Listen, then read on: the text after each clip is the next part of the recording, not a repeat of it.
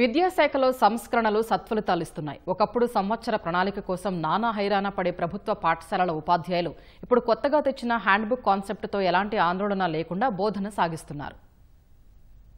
రాష్ట్రంలో విద్యాశాఖను గాడిలో పెట్టేందుకు కూటమి ప్రభుత్వం అనేక సంస్కరణలు తెస్తోంది. మొదటగా విద్యార్థులకు పుస్తకాలు, యూనిఫామ్లో రాజకీయ రంగులకు చెక్ పెట్టింది. ఉపాధ్యాయులను బోధనేతర పనుల నుంచి తప్పించారు. దీనివల్ల బోధనపైనే టీచర్లు దృష్టి పెడుతున్నారు. గతంలో ప్రభుత్వ ఉపాధ్యాయులు రోజు ఎవరికి వారే పాఠ్య ప్రణాళిక తయారు చేసుకునేవారు. విద్యార్థులకు ఏ గంటలో ఏ పాఠం బోధించాలి, వారికి స్లిప్ టెస్టులు ఎప్పుడు పెట్టాలి, సిలబస్ ఎప్పుడు పూర్తి చేయాలనే అన్ని విషయాలకు వార్షిక ప్రణాళిక సిద్ధం చేసుకునేవారు. అందుకు వారికి చాలా సమయం పట్టేది. ఈ ఇబ్బంది లేకుండా మంత్రి లోకేష్ సూచనతో విద్యాశాఖ అధికారులు కొత్త విధానాన్ని అమల్లోకి తెచ్చారు. ప్రతి తరగతి ఉపాధ్యాయుడికి పాఠ్య ప్రణాళికలతో కూడిన చేతి పుస్తకాన్ని అందుబాటులోకి తెచ్చారు.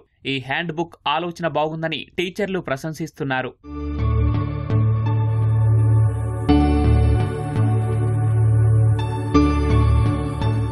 గతంలో లెసన్ ప్లాన్ మేము ఇండివిజువల్గా రాసుకునేవాళ్ళం.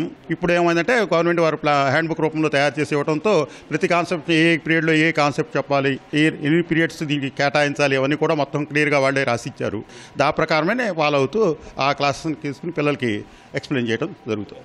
ఈ హ్యాండ్ బుక్ అనేదండి చాలా సులభంగా ఈజీగా ఉంది మాకు.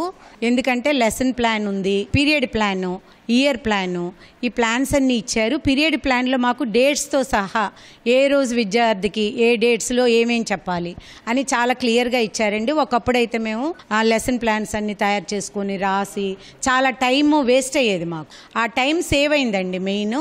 ఈ సంవత్సరం ప్రత్యేకంగా హ్యాండ్ బుక్ని ఇచ్చారు, బాగుంది.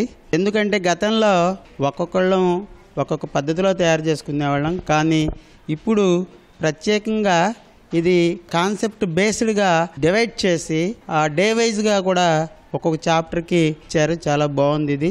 ఇదివరకంటే మేము డైరీలో అవన్నీ రాసుకునేవాళ్ళం, లెసన్ ప్లాన్ కూడా రాసుకునేవాళ్ళం. కొంచెం టైం పట్టేది. ఇప్పుడు దీనివల్ల ఏమవుతుందంటే అన్నీ రెడీగా ఉండటం వల్ల మెటీరియల్ గ్యాదర్ చేసుకుని మాకు ఏమైనా ఎక్స్పెరిమెంట్స్ అవి చూపించేందుకు చాలా ఈజీగా ఉంటుంది, బాగుంటుంది.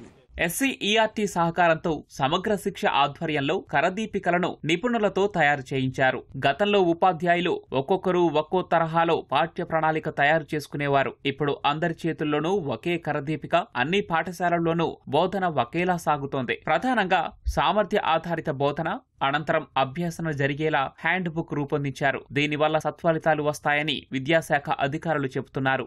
ఏదైనా ఓపెన్ సోర్స్ వీడియో కానీ, వర్క్షీట్ కానీ, అసెస్మెంట్స్ కానీ అన్నీ కూడా దీనిలో ఇంటిగ్రేట్ చేయడం జరిగింది.